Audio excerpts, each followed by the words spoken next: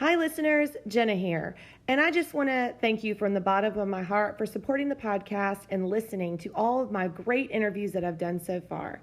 I hope to continue bringing you more amazing interviews with people that are right here in our community of Grand Prairie. But to do that, I need your help. If you love what I'm doing and want to see me do more, I want to offer you a chance to support the podcast financially by making a donation to our PayPal account, which is at the Faces of Grand Prairie. It goes to help me with editing software, recording platforms and equipment, and my time so that I can keep bringing you quality interviews with people from around our city. No donation is too small, and all are very much appreciated. Again, that's our PayPal account, which is at Faces of Grand Prairie. Thank you so much in advance, and on to the interview.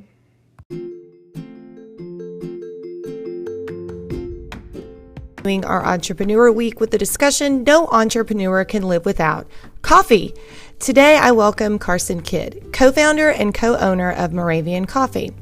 Carson and two of his childhood friends and fellow graduates of Oklahoma University started a coffee roasting company right out of college and decided to open up shop right here in Grand Prairie.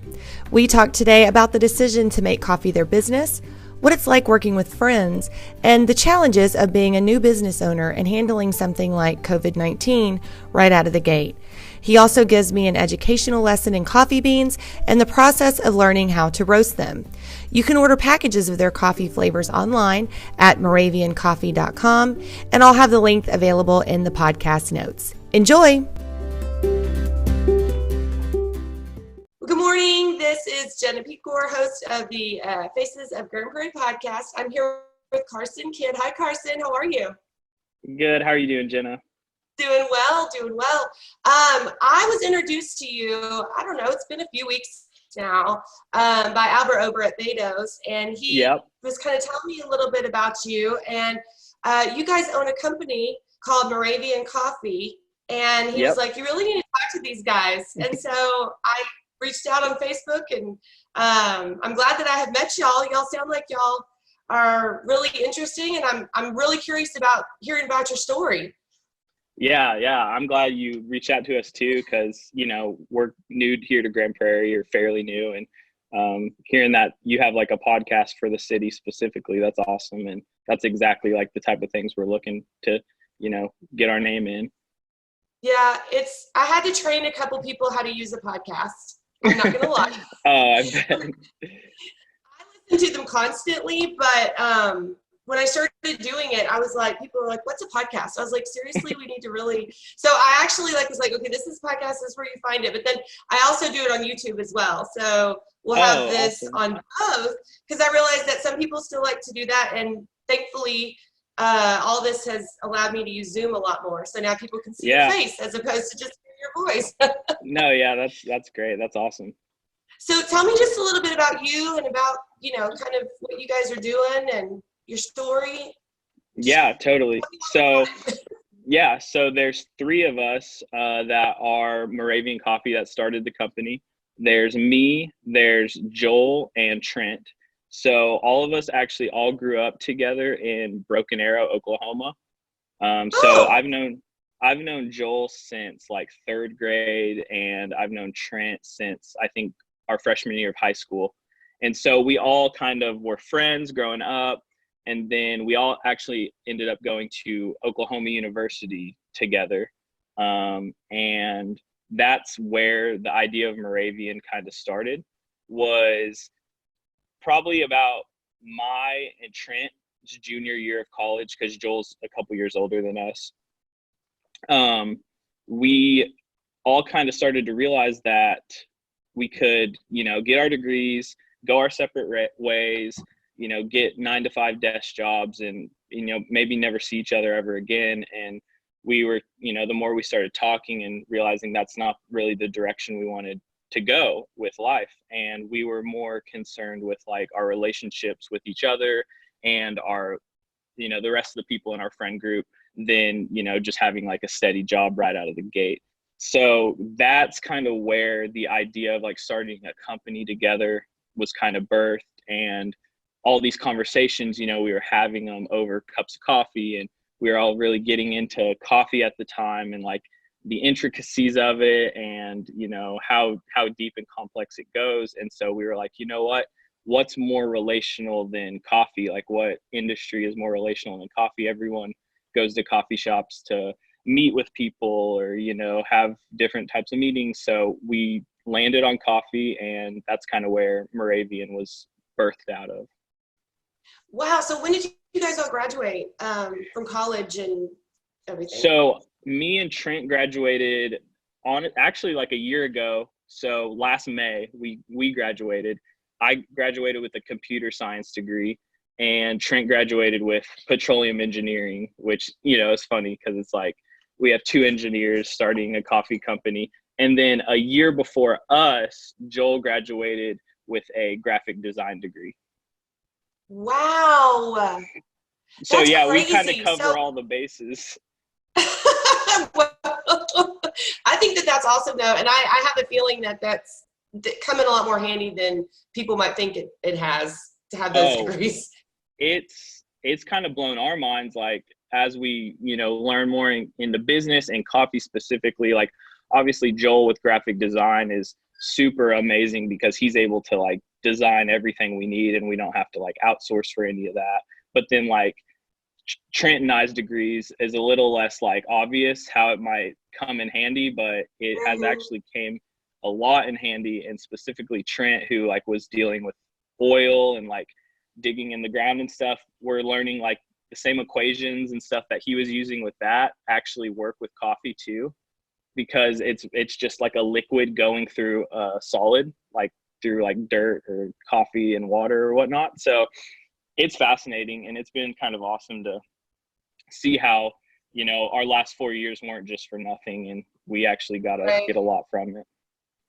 I worked for an oil and gas company where they were all it was a mix of engineers from all different types of backgrounds. Yeah. And so I know exactly what you're talking about. Like, I would see those documents, so many documents that would just have the equations of, and they worked specifically with like pollution and like how much pollution are we putting out in the air. So there's all these different weights of, all the stuff they were having to do. But I would imagine, like I said, I could totally see how that would come in handy for something like this. Yeah, definitely. And we're kind of like coffee nerds, and we like the science behind things. So it's cool to kind of see how all of that intermingles with each other.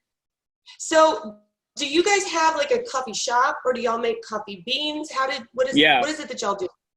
So right now we have not a retail space. It's just a commercial space where we roast coffee. So it's not a shop yet. We do have plans down the road, like opening multiple shops is part of our like mission and part of our vision. But right now we just have a space where we roast, and then we will, we have an online presence where we can, people can buy bags online. And then we are pretty focused on like the wholesale side of things, where there are a lot of coffee shops who don't roast. And so they'll have to buy beans from roasters like us. And so wholesale is definitely one of our main things we're pushing into right now, as along with online retail. Yeah, I would imagine so. I mean, I'm just in my head, all I'm thinking of is like world market, because there's like all these different types of coffees, and you can go in there, and I'm just sitting there going, that's where the stuff like that comes from, is like smaller companies that are roasting it the way that you guys do. Yeah. But y'all want to have a shop one day where y'all have like a actual. Yeah, we actually like the very long-term vision for us is to like even open up shops overseas. Because like I said, our main goal is to like connect the world through coffee. And so, we would love to open up multiple shops here in, America, but also go overseas and, do it in places where we can help people get like visas to go over there and work and whatnot. So that's like the long-term vision for Moravian. So, having just graduated from college not too long ago, did you guys have any experience before that, like running any type of business? No, honestly, no. We really just threw ourselves into the fire, and like, we were like, now's a better time than ever. All three of us are single. We don't have families. We don't have like kids we have to like provide for at the time. It's just like us worrying about ourselves. So we were like, let's just throw ourselves in the fire. I think all of us were kind of like entrepreneurial minded, but none of us had really like started a business by ourselves or anything at the time. And I will say, like, this first year we've been doing this, I've probably learned as much as like my 4 years of college, you know, because it's just learning by experience. You just have to figure it out or you drown. Man, I'm telling you, like I'm an entrepreneur by spirit too. I started an estate sale company. I'm a real estate agent. I do this, like I've written a book. So there's all these different things. And like, I always admire other people that are able to do that also, because it takes a tremendous amount of courage, because there's a lot of risk. And a lot of times when people, there's only certain types of people that can really open a business and be okay with it, because it takes a very risk adverse personality to be able to jump in. But you're right. If you look at it from an attitude of what you learn, it's so rewarding, but it is very difficult from the day-to-day perspective. Yeah. And I think that's why, like, picking partners that you trust and that like will push you to grow and do better, and you guys are like kind of working as a unit, is so important. Because I hear all these like horror stories of so many people even told us like, don't do business with friends, that's a bad idea, don't do it. But like, we've never had an issue with it, and I've honestly, it's definitely helped us, because I feel like our relationship, like, we're able to communicate openly with each other and call each other out when we need to, and that's really how you advance and grow as a company. Yeah.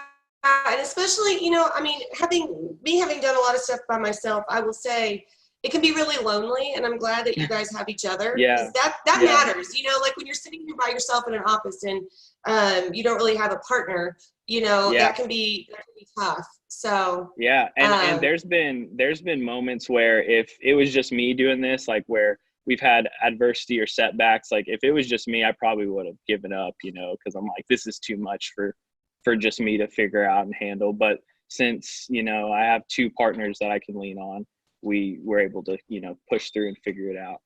Sure.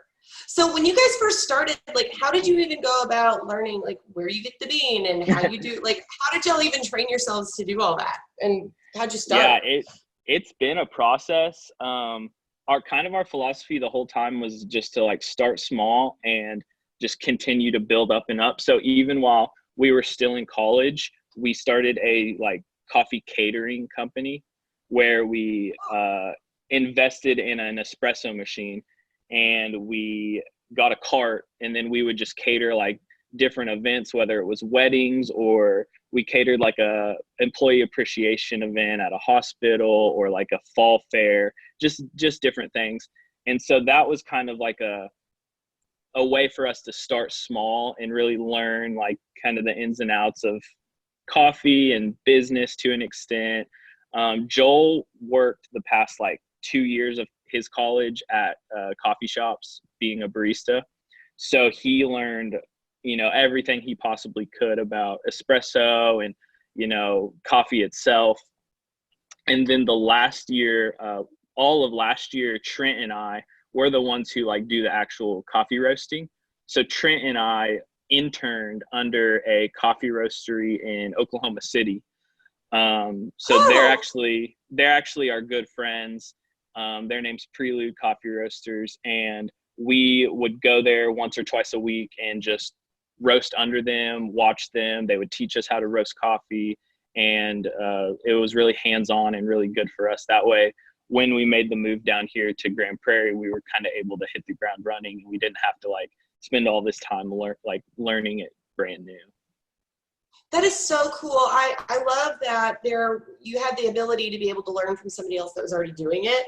And I love that partnership between like business owners where they're like, look, I'm going to help you, you know, let's just, I'll totally show you how to do it, you know? Yeah. It's definitely like counter to like a lot of business people where it's like, oh, you're my competition, I can't, you know, give you anything. But like the amount of like information they gave us is like invaluable, and you know, we still talk to them every day, and it's great. So we're super thankful for those guys.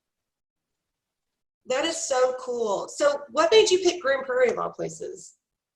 That's a good question. So yeah, we were up in Oklahoma, like I said, And we kind of knew that Dallas was the next step for us, because like I said, there's 3 of us doing coffee, but there's 7 of us that actually moved down here from Oklahoma as kind of like a group of friends, kind of like a family. 2 of those are like Joel's brother and sister, so we're all super close. And our last year at OU in Norman, we got connected with a church down here in downtown Dallas, where we started making like monthly trips down here just to go there. We started making a lot of friends down here, and we kind of just knew that Dallas was the next step for us. We knew we didn't want to necessarily go back to Tulsa, Broken Arrow area. We kind of wanted to get out and kind of branch out. So last summer, I think it was in June or July, I think it was in July, we came down here and toured about like 15 places to look for like where we were going to do our roastery.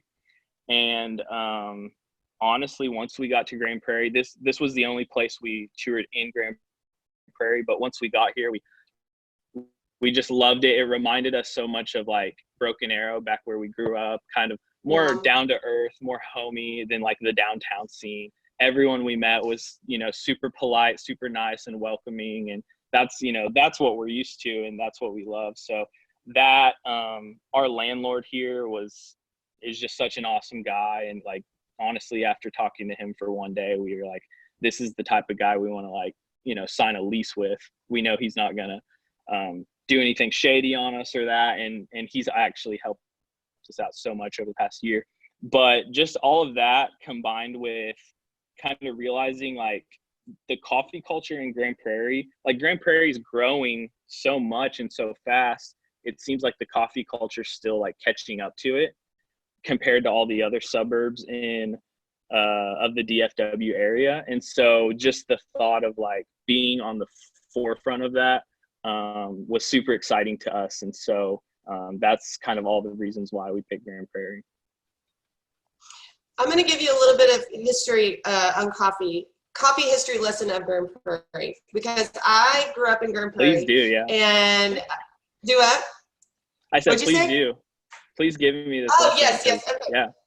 So I'm going to tell you why we thought Grand Prairie was super cool back in the 90s, because we were all like teenagers back when Friends came on, right? So all of us watched a coffee at Central Park. Well, then we got one called the Brass Bean, and we thought we had made it. And it was on the south side of town originally, and it was like where everybody worked, and we all just saw, and they had acoustic guitar players. I mean, it was just so 90s, everything about it. And but that was really the only place we had. And then they ended up selling it, and then they moved it over to the north side of town. Did I lose you? Sorry, I got a call. I had to decline it. Oh, that's okay. But they moved it over to the north side of town, and then their son ended up buying it, and he ran it for a little while.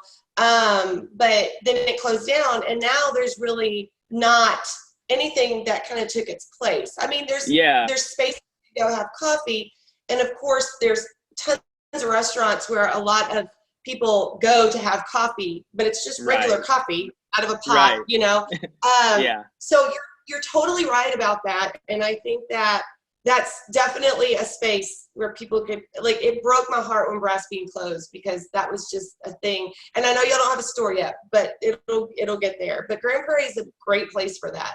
It's huge. Yeah. It's right in between like DFW, so it's a great spot. Yeah, we definitely are excited, and like obviously we want our first shop to be here in Grand Prairie.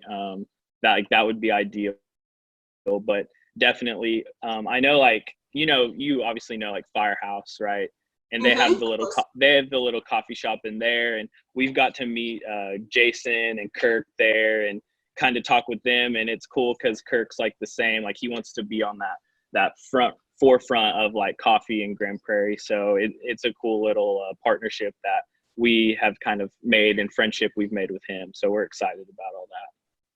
Yeah, that's really awesome. I'm actually going over to the Main Street area later on this afternoon. I'm doing an interview with Cole Humphreys. I don't know if you've met him yet or not, for his podcast, but he so Firehouse is like right across the street, and that's a really good example of some different types of like newer restaurants and places that are coming in that Grand Prairie's not all the way used to yet, but we're getting there. Yeah.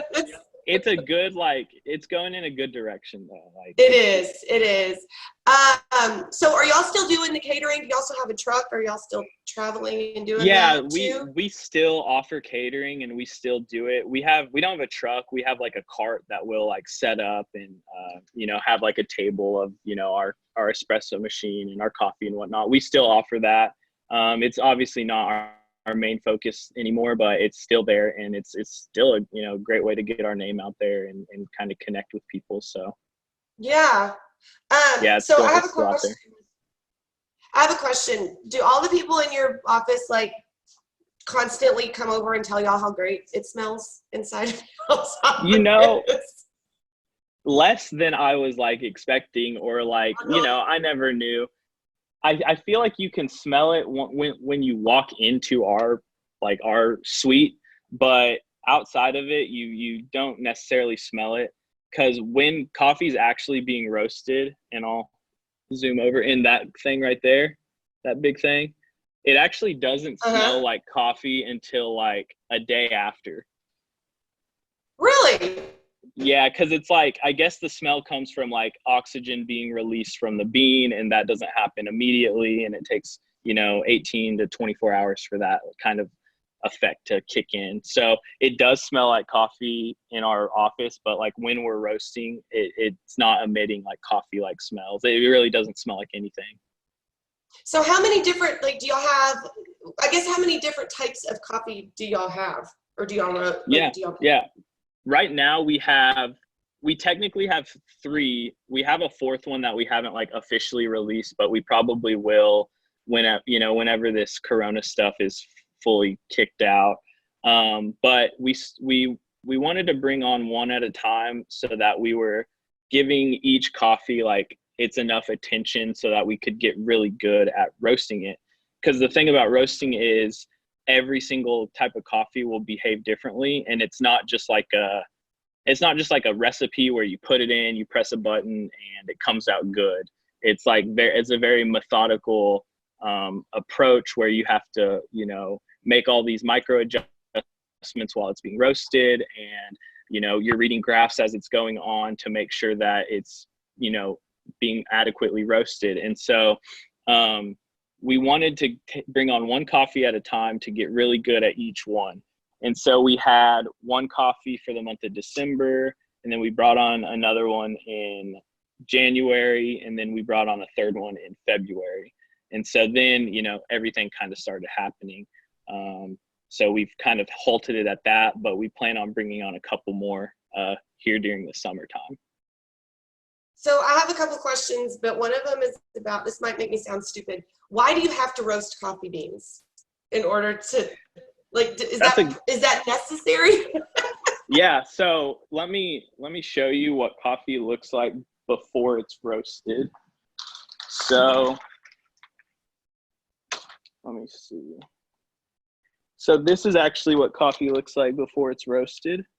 Oh my gosh, it's like green. It's green or something. Yeah, and that's what it's called. It's called, let me get some in my hand. It's called green coffee because it's essentially like raw.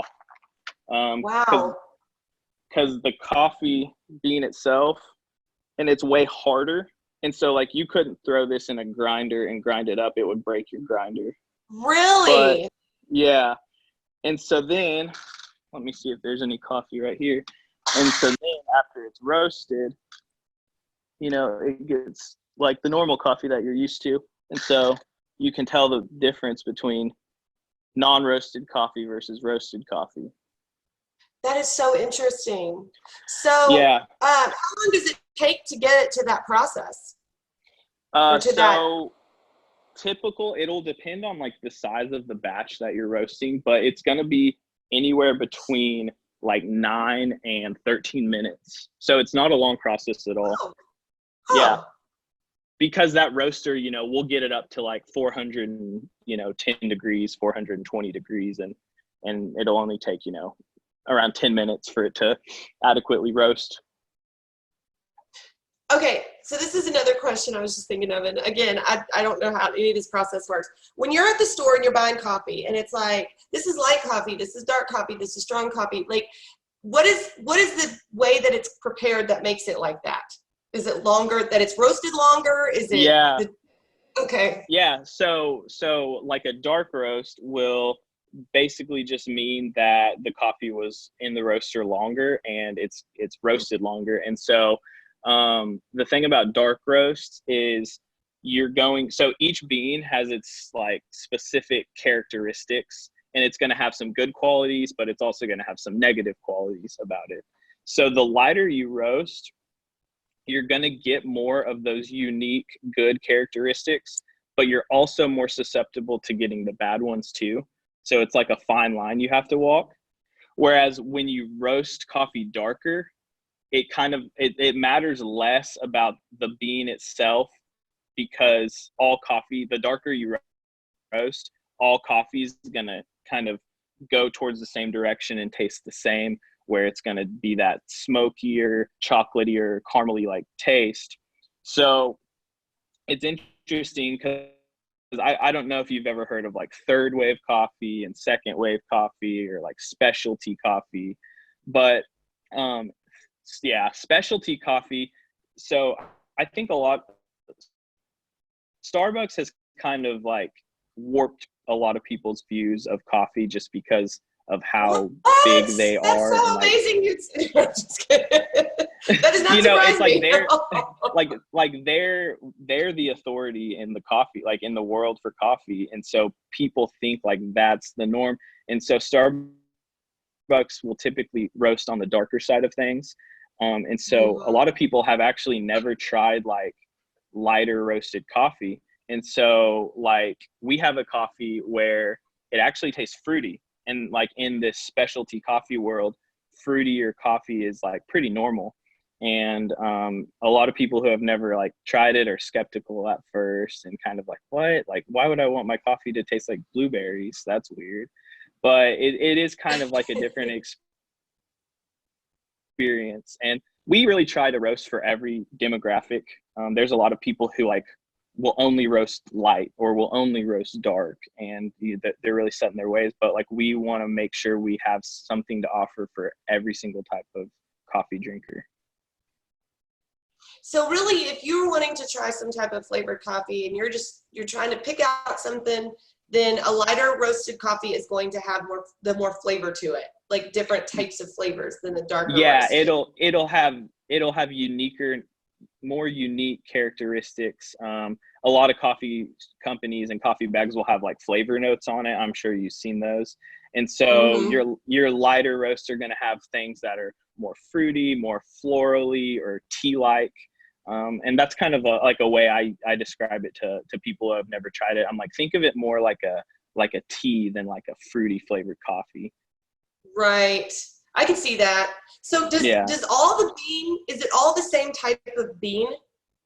Like coffee bean? Well, no. So like coffee, there's like a strip on, if you like took a strip around the globe, there's only like a certain strip around the equator that the climate is like good enough for coffee to be grown in. So that's why coffee, like you can't actually grow coffee in America. There's no like American grown coffee. And so, right? some of like any coffee bean, it's probably roasted in America, but it's actually grown from a farm in probably like Brazil, South America, and Africa, and Indonesia are like the main ones. And so like, I think Brazil is the main exporter of coffee in the world. And so we have like a Brazilian coffee, but we also have a coffee from Ethiopia. And then Ethiopia is known for having those fruitier coffees that do better when they're roasted a little bit lighter. It doesn't mean you have to, but that's just typically when they behave better. And we want to bring on the next coffee we want to bring on is from Guatemala. And so there's tons of different countries that have coffee farms where you can get it from. That's so interesting. And I think that's a good point. Like there are some things that the United States will always have to import. And it sounds like coffee will be one of them. Yeah, I know, until someone finds a way to like genetically engineered or something. But as of right now, you can't grow coffee in America, which is interesting because I feel like most people don't realize that. I didn't. I mean, I knew that a lot of coffee came from other countries, but I didn't realize we couldn't grow it here. Yeah. It's weird. It's fascinating for sure. It is. So like, how did you guys, because y'all got hit with something pretty serious in this business, like right from the very beginning. How are y'all doing with all that? I would say spirits are high. Like, we keep saying, like, if we can make it through this, then we should be able to make it through anything. In our first year in business, this kind of happens, but I think we've done a good job of kind of staying positive and thinking optimistically about it. And because our wholesale side of things basically had to take a complete halt because, the coffee shops and churches and whatnot that we were selling to, they're completely shut down. So now they don't need to buy coffee. So we've really taken this time as an opportunity to do things that we probably would have said we were too busy to do beforehand, and kind of just work on like the small detailed things and at the same time really push online and push retail, because if that picks up and then all this comes back to normal, then when we add wholesale back onto that, we should be in a better place than before. So it's been cool.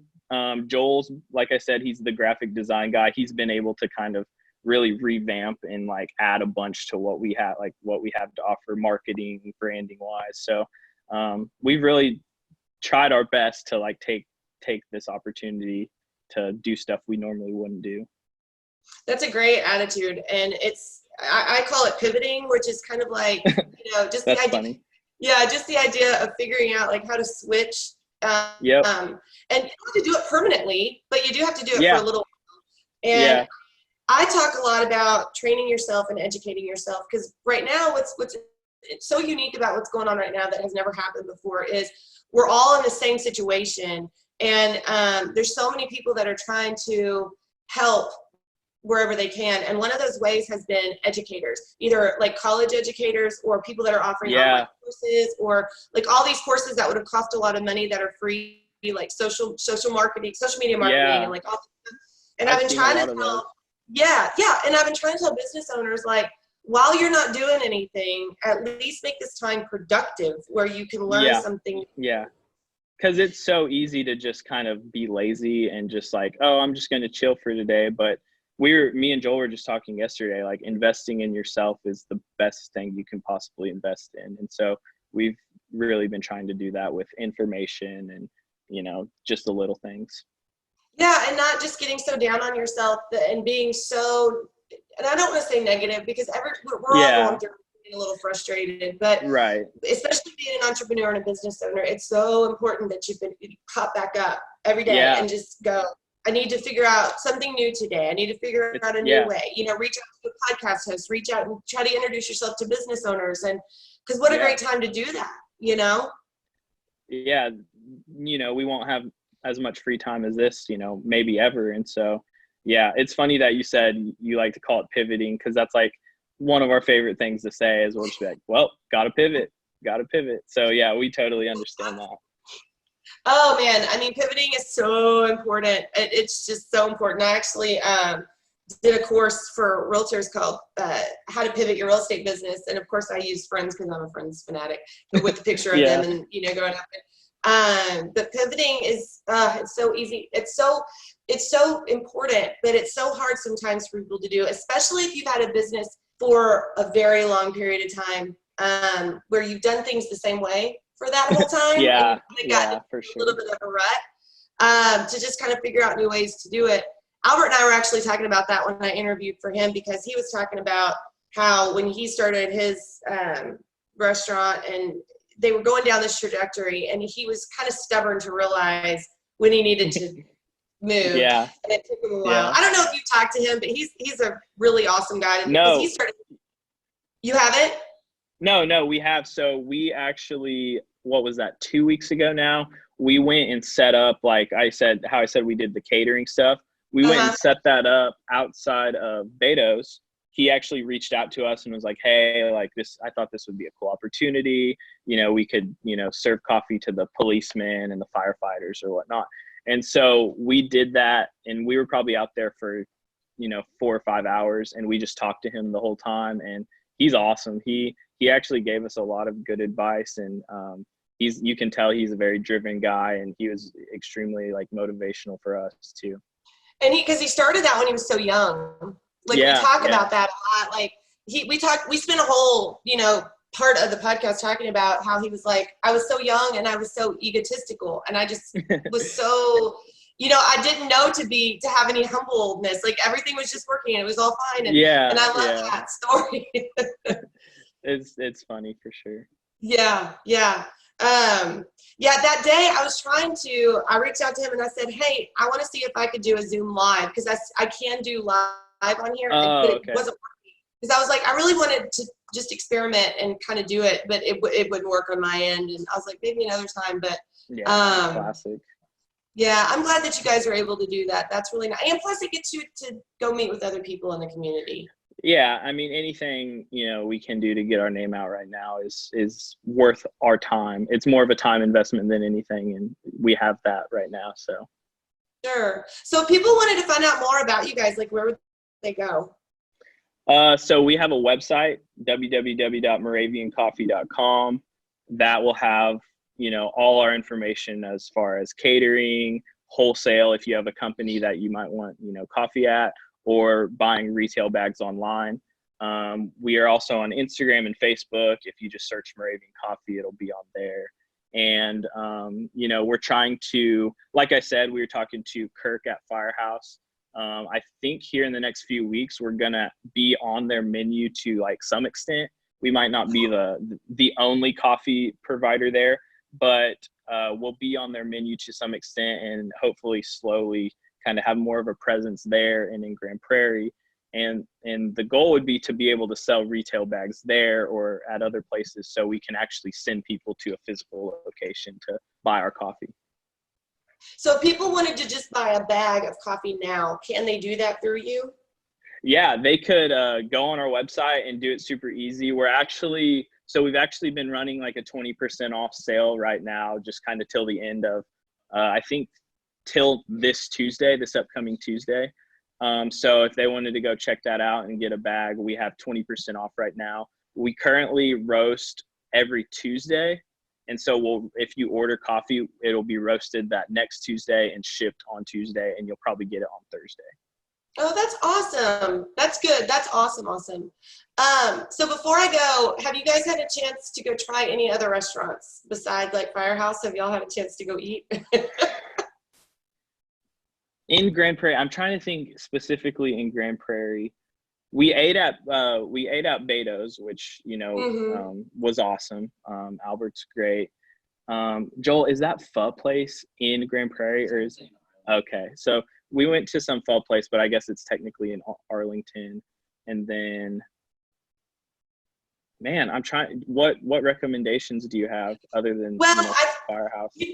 So a lot of the restaurants that we're getting like on 161 and stuff, none of them are. We love them because they're all chain. Because we're like, yes, bring in some chains, like we want that. But we also we also have some that are not like that at all. So like, if you really want to go try some interesting places, like Main Street is where some of the oldest restaurants have been, like Theo's, Monterey's Little Mexico. Isn't there a big barbecue place there that everyone talks about? Yes, so that place is actually Zavala's, and it is I don't even know if they have a restaurant or if they just sell barbecue. I think that they might just sell. Oh, okay. But they're crazy busy. But then you have to try Edelman's. That's on the golf course, because that's the barbecue place that's been around for forever. And but yeah, okay. There's a lot of places that if you really want to get a feel for like what Grand Prairie's all about, like some of those older restaurants are really cool. Like they're not trendy, but you walk in and they're older. But the food's probably great.